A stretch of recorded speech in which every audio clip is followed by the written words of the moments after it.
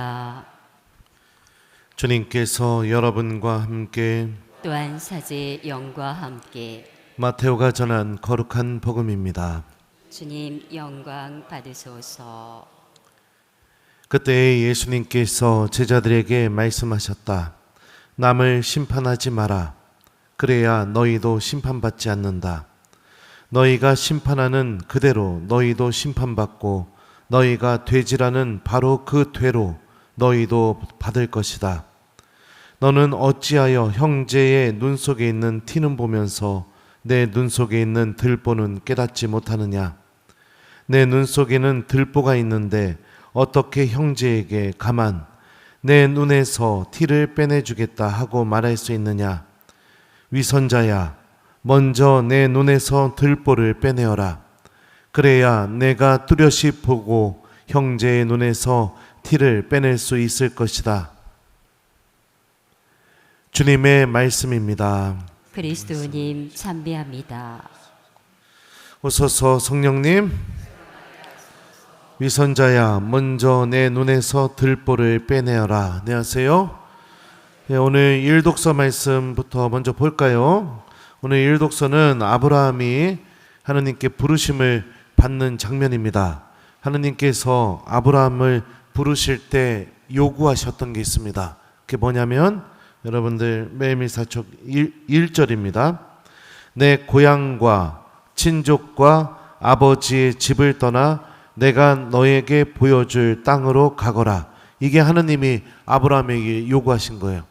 내 고향, 친족, 아버지의 집, 거기서 떠나기를 주님께서 원하십니다. 고향이라는 것은 무엇을 의미할까요? 삶의 터전을 의미하겠죠? 친족이라는 것은 혈연관계로 맺어진 인간관계, 더 넓게 보면은 내가 그 땅에서 맺고 있는 모든 인간적인 관계, 그리고 아버지의 집이라는 것은 내가 최소한으로 삶을 시작한 순간부터 최소한으로 생명을 보장받을 수 있고 안식처가 되는 곳, 이곳이 아버지의 집이죠. 그러니까 하느님께서는 삶의 터전과 모든 인간관계와 내가 최소한으로 보장받을 안식을 보장받을 수 있는 나의 안식처, 안전을 보장받을 수 있는 나의 피난처, 그곳으로부터 떠나라는 겁니다. 왜 이게 중요하냐? 사람은 이렇게 자기가 의지할 수 있는 것들로부터 떠나게 될 때 누구를 찾고 누구에게 의지하게 되느냐? 하느님을 찾고 하느님께 의지하게 되어 있기 때문입니다. 그러니까 우리가 부르심에 응답하는 삶이라는 것은 자꾸만 하느님께로 가지 못하게 만드는 것들, 그게 인간관계든 아니면 그게 내가 피난처로 삼았던 그 어떤 것이든 거기서로부터 내가 떠남을 선택하는 것을 의미해요. 그래야 주님께서 인도하시는 대로 따라갈 수 있고 주님의 말씀이 들리기 시작하고 또 주님께서 나를 원하시는, 내 안에서 원하시는 그 뜻이 이루어지는데 협력하는 사람이 될 수 있습니다. 신앙생활을 하는 것도 여러분들 마찬가지입니다. 하느님의 자녀로 부르심을 받은 거죠. 그렇다면 우리들도 하느님을 따라가기 위해서 버려야 될 것이 있습니다. 그게 뭐냐? 나의 삶의 터전, 내가 맺고 있는 세속적인 인간관계, 그리고 하느님을 기억하지 않아도 최소한으로 내가 피난처로 삼고 있는 곳, 하느님을 찾지 않아도 내가 최소한으로 안식을 누리고 편안하게 느낄 수 있다고 하는 것, 그런 것들로부터 우리들도 떠나는 것을 선택해야겠죠. 그리고 주님께서 인도하시는 그곳으로 우리가 걸어나가는 신앙인이 되어야 됩니다. 하느님께로 오는데 자꾸만 방해가 되는 것이 있다면 여러분들 버려야 할 것입니다. 버려야 할 것. 아무리 그것이 값진 것이고 나와 좋은 관계를 맺고 있는 사람이고 또 어떤 장소다 하더라도 내가 그 사람을 만나고 그곳에만 가고 또 그것만 바라보게 되면 하느님을 다 잊게 만들어버린다. 주님을 선택하지 못하게 만든다. 그거는 우리가 신앙인으로서 버려야 할 것이라는 것을 우리 기억했으면 좋겠어요. 자, 그리고 또 후반부에 보면은 몇 절이에요? 이게 7절. 자, 아브라함은 곧바로 하느님이 말씀하신 대로 곧바로 떠납니다. 주저하지 않고요. 그리고 나서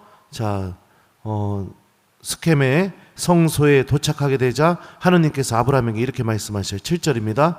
내가 이 땅을 너의 후손에게 주겠다. 자, 주님께서 이렇게 약속의 말씀을 해주시자 아브라함은 어떻게 하느냐? 아브라함은 자기에게 나타나신 주님을 위하여 그곳에 제단을 쌓았다. 예.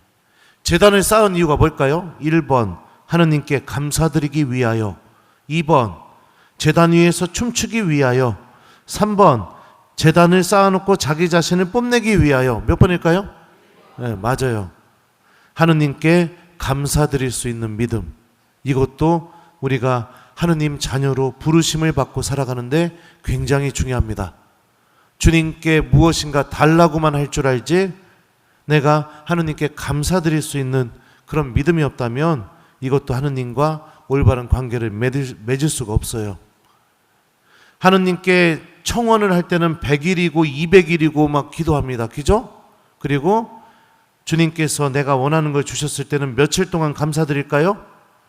1번 기도한 만큼, 다시 말하면 100일이고 200일 동안 주님께 감사드린다. 2번 한 2, 3일 하다 잊어버린다. 3번 솔직하게 이야기하면 창피하니 대답을 안 하겠다. 몇 번이에요? 네, 대답을 안 하시네요. 네. 주님께 바라는 청원을 했던 만큼 감사를 드려야죠. 그리고 솔직히 말하면 청원을 했던 기간 이상으로 감사를 드려야죠. 그죠? 네. 정말로 감사하다면. 네, 좋아요. 그래서 우리 신앙생활에 있어서 오늘 일독서가 두 가지를 알려줍니다. 하느님께로 따라가지 못하게 만드는 것들, 버려야 되는 것이라는 거. 그리고 우리들의 믿음 안에 하느님께 감사드리는 믿음이 있어야 된다는 거. 그죠? 바오로 사도가 테살로니가 1서에서 그랬죠? 항상 감사하십시오. 이것이 그리스도 예수님 안에서 살아가는 여러분에게 하느님께서 바라시는 뜻입니다. 이렇게 말씀하셨었죠. 테살로니가 5장일 겁니다. 자, 그러면 오늘 복음을 또 볼까요? 우리가 하느님의 자녀로 살아가는데 또 필요한 말씀을 해주십니다. 자, 첫 번째, 예수님께서 뭐라고 말씀하시느냐? 심판하지 말라고 말씀하시면서, 자, 2절 보죠. 너희가 심판하는 그대로 너희도 심판받고 너희가 되지라는 그 되로 너희도 받을 것이다. 내가 이웃들 심판하고 단죄하고 비난하는 그 기준 있죠. 그 기준으로 나도 하느님한테 심판받을 거랍니다. 내가 이웃들 막 험담하면서 말하고 있던 그 기준 있죠. 그 기준으로 나도 심판받을 거래요.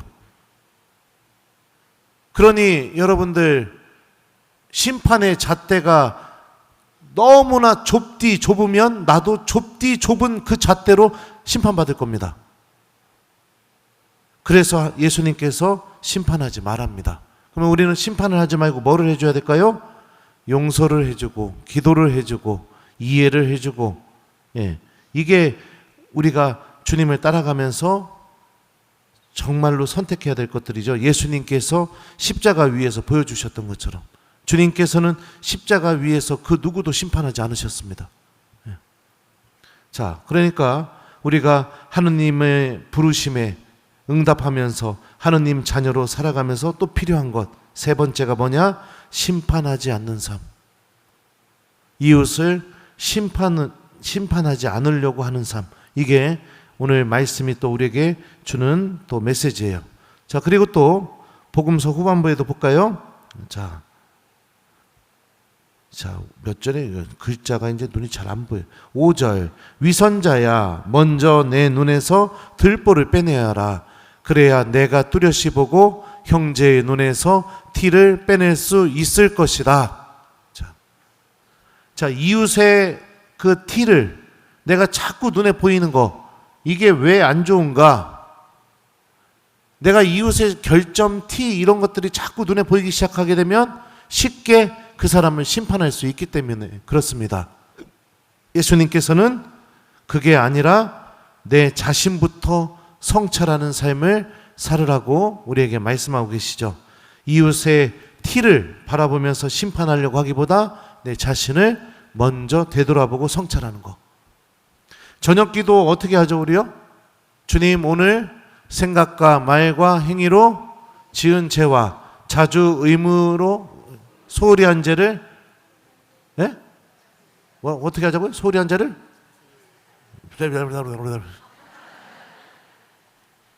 저녁 기도만 여러분들 제대로 해도 우리는 누군가를 심판하는 것을 멈출 수 있고 내 자신을 들여다보면서 내 눈 속에 있는 들보를 빼내는 그런 신앙인이 될 수 있습니다.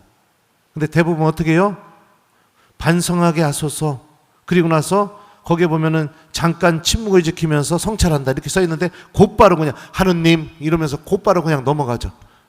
기도를 그냥 형식적으로 해치우듯이 하니까 우리들의 삶 안에서 성찰이 일어나지 않는 거죠. 자, 그래서 우리 하느님의 자녀로 살아가는데 필요한 것들을 오늘 말씀이 이야기해 줍니다. 첫 번째, 하느님을 따라가지 못하는 것들은 버려야 할 것이다. 오늘 일독서가 알려주죠. 두 번째, 하느님께 감사드리는 믿음을 갖고 있어야 된다.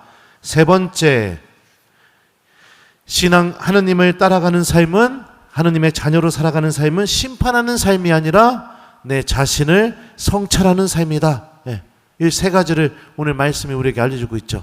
자, 그러면은 오늘 하루 이 세 가지 잘 실천하면서 살아가면 주님의 말씀이 여러분들 안에서 열매를 맺게 될 겁니다. 그래서 오늘 하루 심판하지 말고 성찰하기, 자꾸 기도하지 못하게 만들거나 예수님 뜻대로 살지 못하게 만드는 것들 마음속으로 끊어내기, 그리고 오늘 잠자기 전까지 꼭 하느님께 감사기도 드려보기, 이 세 가지 숙제로 드려요. 알았죠? 심판하지 말고 성찰하기, 내가 하느님을 선택하지 못하게 만드는 거 오늘 끊어내보기, 그 다음에 세 번째 하느님께 꼭 감사기도 드려보기, 이 세 가지 실천하셔서 여러분들 오늘 선포된 말씀이 여러분들의 삶 안에서 열매를 꼭 맺었으면 좋겠습니다.